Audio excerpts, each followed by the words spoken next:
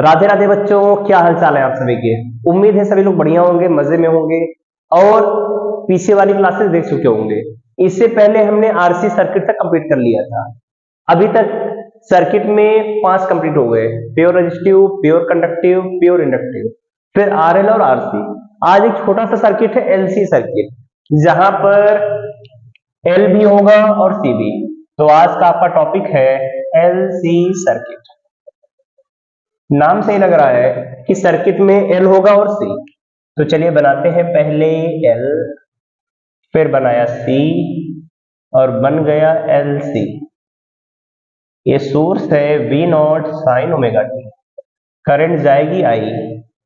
अब जैसे करंट यहां से पास करेगी तो यहां पर दो एलिमेंट है, एक क्वाइल में एल और सी, तो कुछ पोटेंशियल इसमें जाएगा।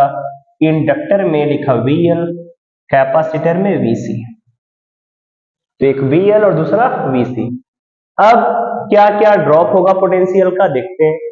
तो जो पोटेंशियल का ड्रॉप आएगा इंडक्टर में, ये तो आएगा आई एक्सएल, और जो इसमें होगा कैपेसिटर में आई एक्सी। अब पता है एक्सएल को बोलते हैं इंडक्टिव रिएक्टेंस और एक्ससी का नाम है कैपेसिटिव रिएक्टेंस। ये तो पता ही है, एक्सएल पता है, सर्किट में एक्ससी है। अब हमारा काम क्या है कि सर्किट में इंपीडेंस कितना आएगा, करंट कितनी फ्लो होगी, उसी को निकालना है। आप तो लैंग्वेज लिख लेंगे ना इसकी, कि कोई सर्किट है जिसमें एल और सी कनेक्टेड है, voltage V equal to V naught है, एल में जो पोटेंशियल का ड्रॉप है आई इंटू एक्सएल है, सी में आई एक्सी है, बस होगी लैंग्वेज। बाकी टर्म्स हमने एक्सप्लेन कर दिए। अब आते हैं इसके फेजर डायग्राम पे।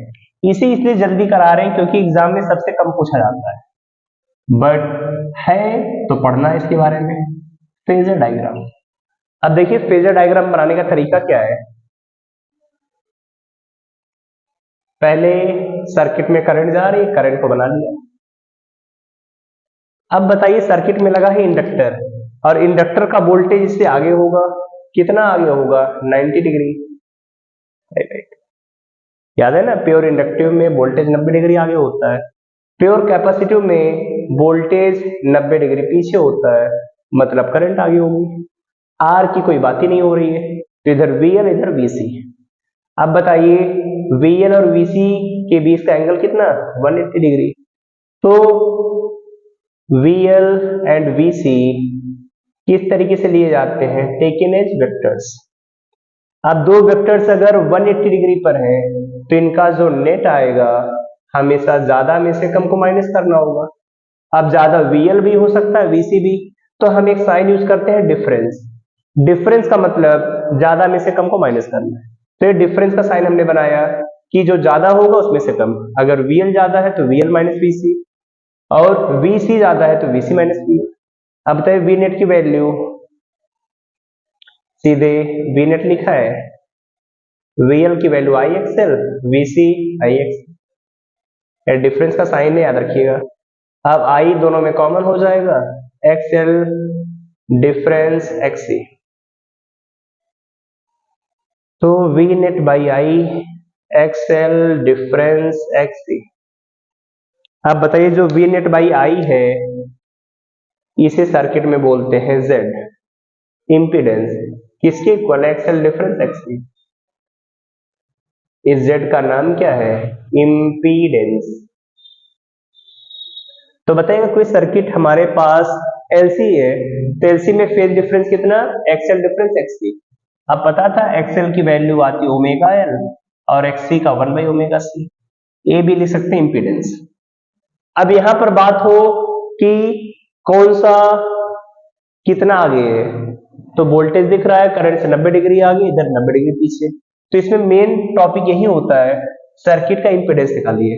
तो याद हो जाएगा एक्सएल डिफरेंस एक्सी या फिर omega L difference 1 by omega सी।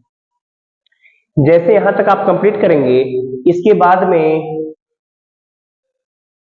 एक टॉपिक आता है रेजोनेंस फ्रीक्वेंसी। बहुत इंपॉर्टेंट टॉपिक है एग्जाम के लिए। अभी आगे एलसीआर पढ़ेंगे, वहां पर भी पढ़ना है, तो इसे दो दो बार पढ़ते हैं। तो देखिए रेजोनेंस फ्रीक्वेंसी डिटेल में बताएंगे एलसीआर में कि रेजोनेंस, अभी याद रखिए सभी या नोट करिए, रेजोनेंस का मतलब होता है when the frequency of the circuit becomes the natural frequency, then it is called the resonance frequency, then it is called the resonance। Resonance का मतलब कि जब सर्किट की फ्रीक्वेंसी और जो नेचुरल फ्रीक्वेंसी है दोनों आपस में क्या हो जाए, मैच। जैसे यहाँ पे देखिए जो वोल्टेज हमने दिया और ये जो सर्किट की नेचुरल फ्रीक्वेंसी है दोनों बराबर आ जाए, तब उसी को बोलते हैं रेजोनेंस। जैसे आप समझते हैं रेजोनेंस के बारे में, क्लास 11th में एक टॉपिक आता था रेजोनेंस, कि अगर कोई सोल्जर्स वगैरह जब ब्रिज को क्रॉस करते हैं तो ब्रिज को क्रॉस करते टाइम उन्हें कहा जाता है कि वो परेड करते हुए नहीं जाएंगे, सभी को नॉर्मली जाना है। ऐसा क्यों बोलते हैं? क्योंकि अगर जब वो परेड करेंगे तो परेड करते टाइम क्या होता है, सबके पैर एक साथ में नीचे जाएंगे, एक पैर ऊपर, और सबकी फ्रीक्वेंसी सेम होती है। कभी अगर परेड करने वालों की फ्रीक्वेंसी और जो ब्रिज है दोनों की फ्रीक्वेंसी मैच कर जाए तो ब्रिज वहीं पर टूट जाएगा। इसीलिए सोल्जर्स को बोलते हैं कि सभी को अलग अलग चलना है, तो नॉर्मली जाएंगे, फिर जहां पे प्लेन आएगा वहां पर वो परेड करते हैं। क्योंकि जब रेजोनेंस होगा तो चीज वाइब्रेट करेगी, और वाइब्रेट करेगी तो वाइब्रेशन ज्यादा होगा तो ब्रिज टूट जाएगा। यहां पर रेजोनेंस का मतलब है कि जब एक्सएल और एक्सपी सर्किट में एक्सएल और एक्सपी दोनों आपस में बराबर आ जाए, तब सर्किट में जेड की वैल्यू क्या हो जाएगी, जीरो। जेड जीरो होने का मतलब करंट की वैल्यू इनफाइनाइट। अब यार करंट पूरे सर्किट में करंट इनफाइनाइट हो जा रही है क्योंकि जेड की वैल्यू कितनी, जीरो, और पढ़ा है आई आर एम एस की value V R M S by Z. जब जेड जीरो हुआ तो आई आर एम एस कितना, इनफाइनाइट।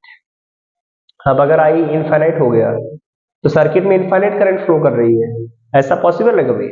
तो इसी को हम पढ़ते हैं रेजोनेंस, मतलब सर्किट में मैक्सिमम करंट जितनी हमें चाहिए उससे ज्यादा current.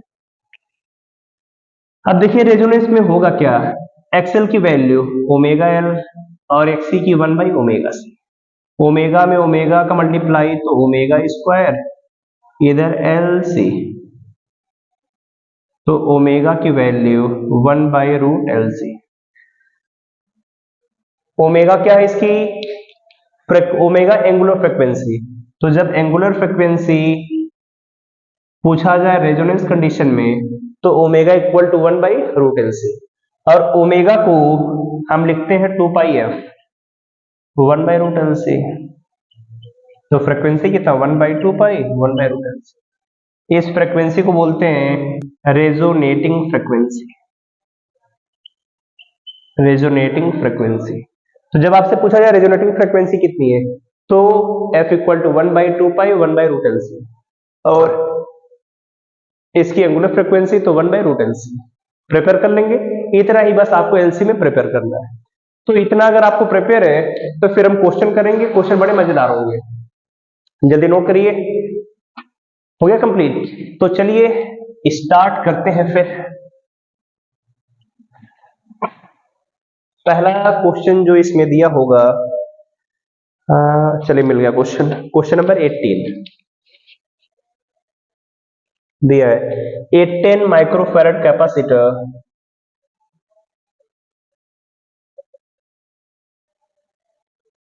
and a 1 Henry inductor are connected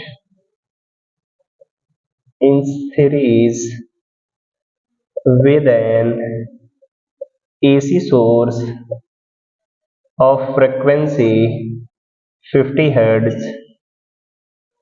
Find the impedance of circuit. Circuit का क्या निकालना है, इंपीडेंस। अब बताइए सर्किट में लगा कैपेसिटर C10 माइक्रोफैरड, लगा है इंडक्टर L1 हेनरी, दोनों कनेक्टेड है सीरीज में।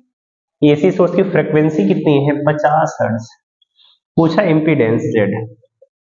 अब बताओ इंपीडेंस की वैल्यू कैसे निकालते हैं, Z का तरीका एक ही है, इंपीडेंस XL डिफरेंस XC। अब एक्सएल ओमेगा एल 1/ओमेगा सी। अब बताइए ओमेगा की वैल्यू कितनी आती है, 2πf इंटू है, इधर 2πf/c वैल्यू रखिए। 2πf पहले बता चुके हैं, 2π 3.14, f की वैल्यू 50, तो रखने 50 में 2 का 100, 314।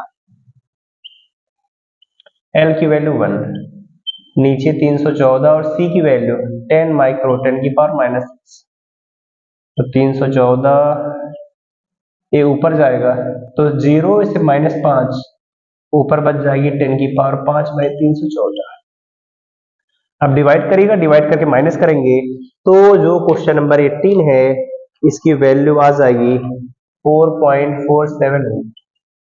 अब डिवाइड कर लेंगे, सभी डिवाइड करना आना चाहिए, तो यहाँ पे z की वैल्यू 4.47 हो, ए आ जाएगा सर्किट का इम्पीडेंस। ठीक है, अब इसके तो ज्यादा क्वेश्चन आते नहीं है, तो सीट में भी बस इसकी एक ही क्वेश्चन है।